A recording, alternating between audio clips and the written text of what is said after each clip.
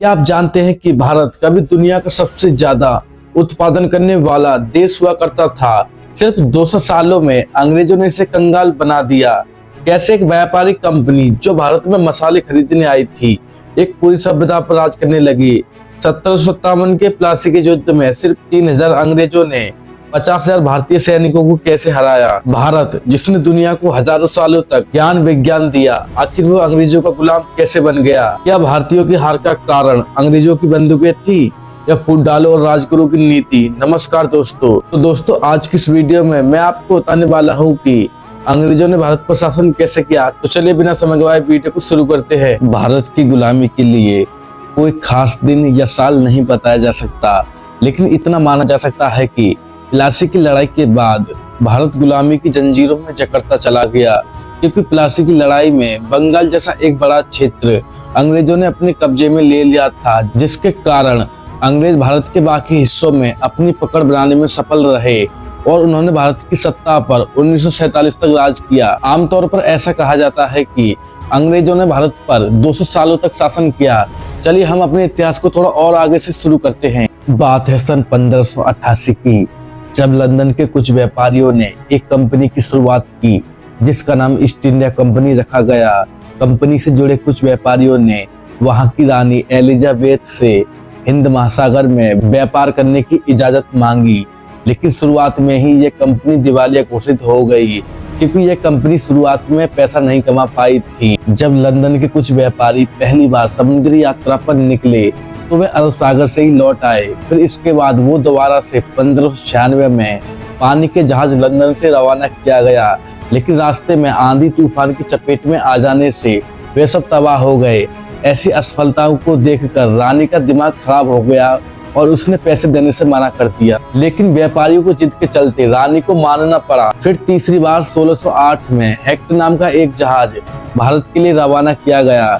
इस जहाज के कैप्टन का नाम हॉकिंग था। जहाज सूरत के बंदरगाह पर जाकर रुका। उस समय सूरत भारत का एक प्रमुख व्यापारिक केंद्र हुआ करता था। हॉकिंग भारत में व्यापार करने के मकसद से ही आया था, तो इसलिए राजदूत के तौर पर उस वक्त के मुगल बादशाह जहांगीर से जाकर मिला।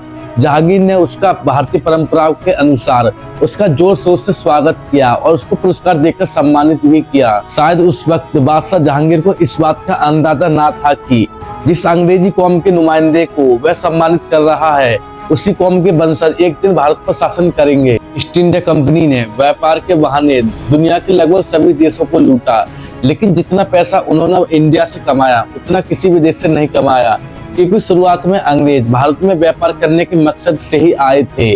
तो उन्होंने देखा कि सूरत उस समय का सबसे धनवान प्रदेश था, क्योंकि वहां से एक्सपोर्ट और इंपोर्ट के जरिए काफी ज्यादा मुनाफा हुआ करता था। अंग्रेजों को इंडिया से कपड़ा, स्टील और मसाले के बदले उनके वजन के बराबर का सोना मिलता था। इसी वजह से सूरत में उस समय हर घर में सोने के भंडार थे और इतना सोना था कि उनको सोना तोल कर रखना पड़ता था। अंग्रेजों के आने से पहले पुर्तगाली भारत आ चुके थे, साथ ही वे जहांगीर को प्रसन्न कर चुके थे। इसलिए हॉकिंग के सामने सबसे बड़ी चुनौती थी कि उन्हें रास्ते से हटाया जाए। इसके लिए उसने बादशाह जहांगीर को पुर्तगालियों के खिलाफ भड़काना शुरू कर दिया। शुरुआत में उससे बहुत समस्या हुई, लेकिन धीरे धीरे वह अपनी योजनाओं में कामयाब हो गया। यही नहीं, वह जहांगीर से कुछ विशेष सुविधाएं और अधिकार लेने में कामयाब हो गया। धीरे धीरे उसने पुर्तगालियों के जहाजों को लूटना शुरू कर दिया, क्योंकि असल में वह चाहता था कि जल्द से जल्द पुर्तगाली सूरत छोड़कर भाग जाएं, जिससे वह अकेला व्यापार कर सके। उसने पुर्तगालियों के जहाजों को समुद्र में डुबोना भी शुरू कर दिया। उसी दरमियान उसने बादशाह जहांगीर से एक शाही फरमान जारी करवा लिया, जिसके तहत अंग्रेजों को सूरत में कारखाना बनाकर व्यापार करने की इजाजत मिल गई। इसी के साथ जहांगीर ने एक और बड़ी गलती की।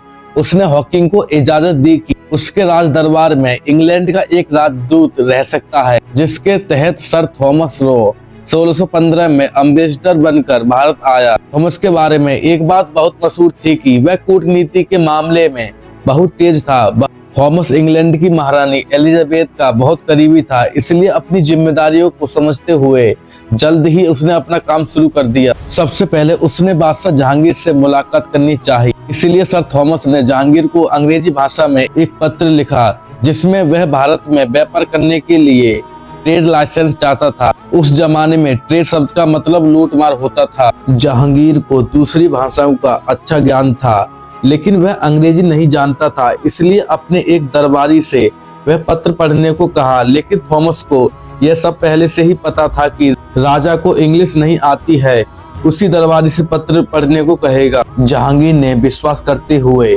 ईस्ट इंडिया कंपनी के ट्रेड वाले पत्र पर सिग्नेचर कर दिए और इस तरह अंग्रेजों को लूटमार करने की छूट मिल गई।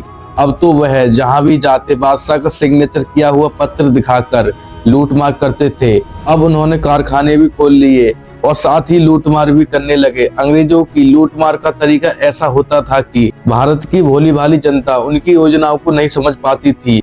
उन्होंने सबसे पहले सूरत से लगभग 900 जहाज भरकर सोना लंदन भेजा था और इस तरह सोने की चिड़िया कहलाने वाले भारत को लूटना शुरू कर दिया। धीरे धीरे ईस्ट इंडिया कंपनी ने कारखाने लगाने शुरू किए, एक के बाद एक, यानी आगरा, सूरत, अहमदाबाद और बंगाल में फैक्ट्रियां खोल दी। धीरे धीरे कंपनी का वर्चस्व पूरे भारत में बढ़ता गया। इतिहास गवाह है कि इस कंपनी ने कितनी जल्दी अपने पैर पसारे। ऐसा कहा जाता है कि जितने साल भी ईस्ट इंडिया कंपनी भारत में रही वह मुनाफे में रही। इस कंपनी ने लूटमार के साथ भारत पर भी राज करना चाहा, लेकिन वह ऐसा करने में सफल नहीं हुए। लेकिन एक गद्दार की वजह से अंग्रेजों को ऐसा करने का मौका मिल गया। पुराने समय में बंगाल बहुत बड़ा राज्य था, जिसके राजा का नाम सिराजुद्दौला था। ईस्ट इंडिया कंपनी ने उसे हराने के लिए कई छोटे छोटे ऑपरेशन चलाए, लेकिन वे कभी भी उसमें कामयाब नहीं हो सके।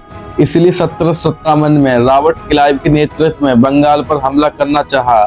उस समय रॉबर्ट के पास मात्र 350 सैनिक थे और सिराजुद्दौला के पास 18,000 सैनिक थे। रॉबर्ट अच्छी तरह से जानता था कि इतनी बड़ी सेना के सामने एक घंटा टिकना भी मुश्किल होगा, लेकिन इतनी कम सेना होने के बावजूद भी वह युद्ध जीत गया और सिराजुद्दौला युद्ध हार गया। आपको यहाँ यह बता दें कि यह युद्ध प्लासी के नाम से मशहूर है, जिसने अंग्रेजों को हम पर शासन करने का मौका दे दिया।